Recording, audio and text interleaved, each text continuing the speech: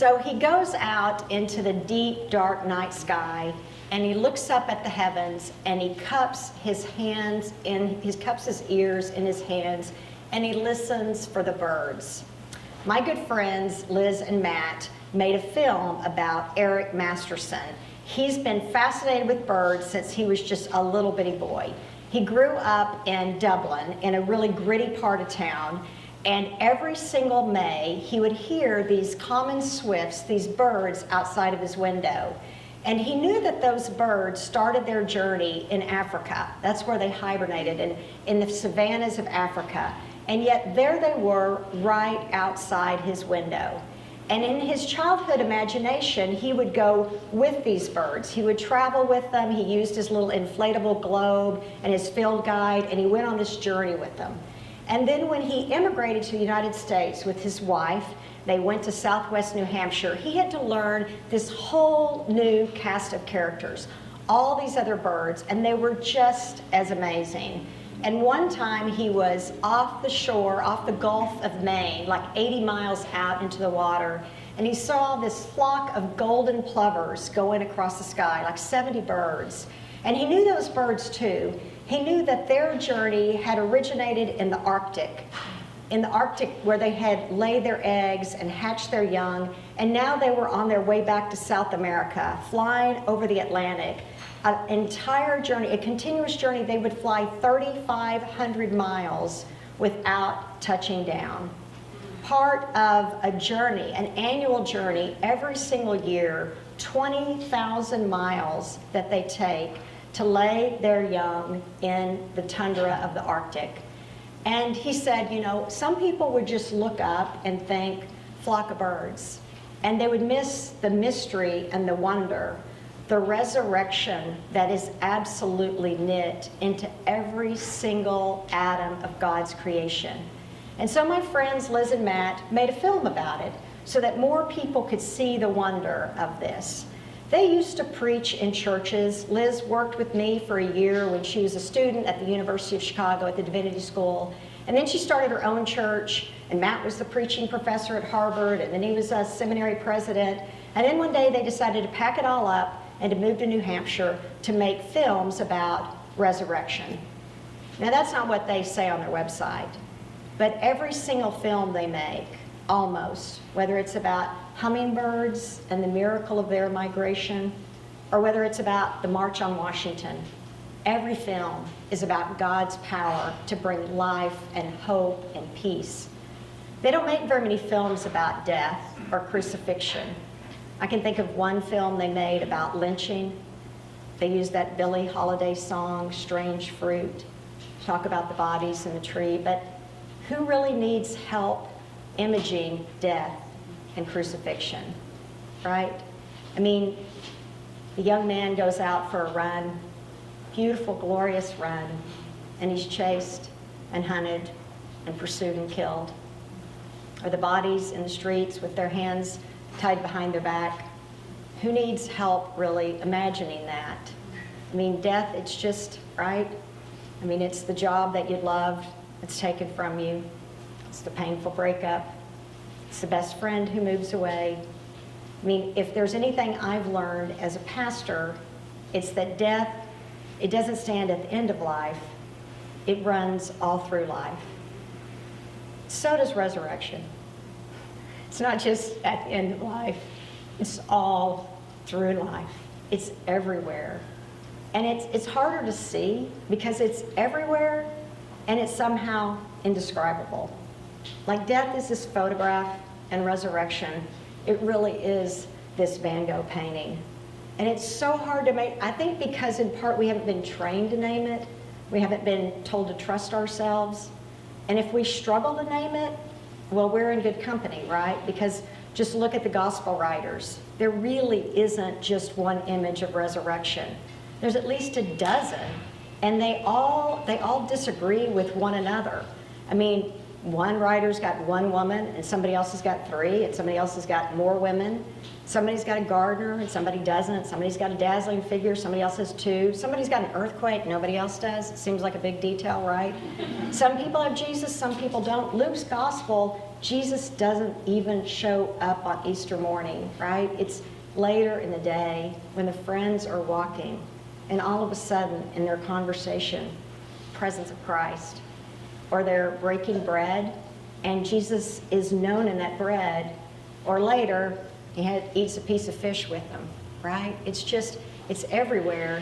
And somehow, though, it can be hard to see. Eric Masterson says that the real miracle of migration is that the birds migrate in the dark of night. Most birds do. You can't see them because they're trying to hide from the hawks, and they're trying to follow the stars, using them as a way of navigating. You can't see this miracle, but if you go outside, especially right now, when all these birds are migrating across the Midwest, and you go out in the dark and you put your head up to the sky and you lift your ear, you can hear them. You can hear them calling to one another. And he makes a recording of it. And every morning he has this beautiful logbook of resurrection flying over his house. Millions and millions and millions and millions of birds every single night flying across the sky on their way to bring new life. I think about my friend Liz. Her mother died, it'll be 3 years in June. And I remember calling that February because I knew they were on their way home from the funeral for Matt's father. He had had a difficult battle with pancreatic cancer, this wonderful Presbyterian minister and also a president of a college and just this jewel of a man. And they were literally coming home from his funeral when they got the call about her mother, cancer, and it was everywhere. She said it had colonized her body. I remember in her beautiful Canadian accent, from tip to tail, it was just everywhere. And there was really no treatment but to just live. And the cancer was just so brutal and aggressive and vicious. And there was just no relief, just 3 or 4 months. And a Canadian, this woman of beautiful faith, this profoundly incredible woman who had led the choir at every single church her husband had pastored, this person whose faith just radiated. As a Canadian, she was able to make more choices about the end of her life and how she would choose to slip into the hands of God's love when the time came. So that June, they were gathered there, Liz and her sister and her father, and the doctor was there, and he said, "Is there anything else someone wants to say?" And Liz's mother looked right at Liz like she was a spokesperson and she needed to go first. And she said she just was not prepared at all. She'd been working on her mother's obituary and taking notes about who her mother wanted to be called first and second and third. And later she told me she thought of all the things she wished that she had said to her mother, 69, this incredible woman, like, you're everything to me. You're the only person who's ever unconditionally loved me. You're the only person who's really understood me and known me. Later on, she thought about all the things she wished she had thanked her mother for, like all the meals and all the lentil soup and all the presents under the tree and all the little bowls of cat food set it out and all the choir practices and the family gathered to sing and to pray and this radiant faith she had handed on. But all she could say, she looked at her mother and she said, "You have put a love ball inside me that no one can ever take away." She didn't even know where that came from, but it just poured out of her. We've checked in a lot. I've made a couple of trips to visit, and I called her in February to ask how she was doing right around the time of Matt's father's death, again, the anniversary. They had COVID, of course, and the teenagers and running their project. And I said, I wanted to know if the loss of her mother had sort of changed her thoughts too about resurrection and new life and what happens. Like me, she grew up in a non-creedal tradition, the United Church of Canada, like the Disciples, like the UCC. like the Congregationalists, it's a part of that mainline Protestant tradition that's so open to mystery and wonder, that doesn't have like a firm set of creeds and beliefs, and this is what you have to say, but is more focused on behaviors and how we build the beloved community and how we create a world where no child is hungry and the world is finally at peace. So I wanted to know, like, you know, what do you think? Resurrection, new life, your mother? She said, yes, I don't know, but yes, I believe, yes, I'm not sure, but yes to all of it. And then she told me this story. It had happened just a little bit before. She had been deep in sleep. You know when you're in that really deep sleep and you're startled awake? It's almost painful. She woke up and she was with her mother, and her mother was cooking with her, and they were talking and laughing. And it occurred to her later that really maybe her mother is always with her, always cooking with her, and always guiding her, always helping her think about how to parent her teenagers. But just somehow, under the cover of night, the mystery of that resurrection is not present to her. It's not just in the deep of night. Sometimes the resurrection is so ordinary and so in our face that we just don't see it. I thought about something Ellen Wilson said to me, said to our Moms of Young Adults group, kind of earlier in COVID, maybe it was the fall of 2020. Ellen's one of our amazing teachers. I would name all the amazing teachers at Peace Church and all the amazing people who are parents and grandparents and professors and preschool teachers and work to create a sustainable future for our kids, but it would be everyone. But we were gathered, and Ellen was talking. She started teaching kindergarten that year after all these years of teaching. And you know, what a tough time, right? Kids are trying to figure out how to go to school, and in the middle of COVID, this social distancing around the table and at playground. And she said that day the kids had just cried, and there had been so many tears, and she was saying to them, breathe, breathe, fill up your wings, fill up your wings. And she said, that's what I always tell them, just breathe and fill up your wings. And I have thought about that so many times. Every night while I sleep, millions of birds pass over me. And in the morning, millions of teachers in this country alone, 4 million just in grade school, right? Just get up every morning to go out. And it's not just adding and learning the names of the presidents, it's filling up wings, right? Some that are really bent and broken, all of that. And when you start to see it, right? When you start to realize that right now, the plovers are coming this way.